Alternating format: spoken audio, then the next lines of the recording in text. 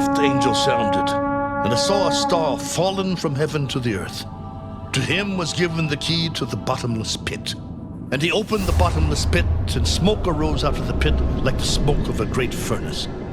So the sun and the air were darkened because of the smoke of the pit. Then out of the smoke locusts came upon the earth, and to them was given power, as the scorpions of the earth have power. They were commanded not to harm the grass of the earth, or any green thing or any tree, but only those men who do not have the seal of God on their foreheads. And they were not given authority to kill them, but to torment them for 5 months. Their torment was like the torment of a scorpion when it strikes a man. In those days, men will seek death and will not find it. They will desire to die, and death will flee from them. The shape of the locusts was like horses prepared for battle. On their heads were crowns of something like gold, and their faces were like the faces of men.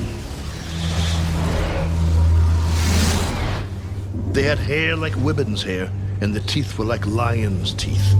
And they had breastplates like breastplates of iron, and the sound of their wings was like the sound of chariots with many horses running into battle. They had tails like scorpions, and there were stings in their tails. Their power was to hurt men 5 months. And they had as king over them the angel of the bottomless pit, whose name in Hebrew is Abaddon, but in Greek he has the name Apollyon. One woe is past. Behold, still 2 more woes are coming after these things.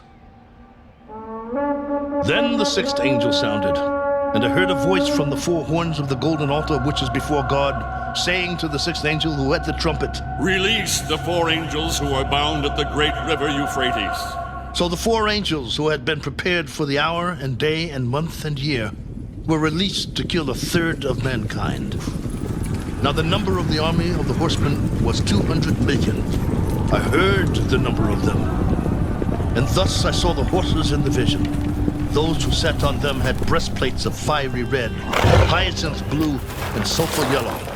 And the heads of the horses were like the heads of lions. And out of their mouths came fire, smoke, and brimstone.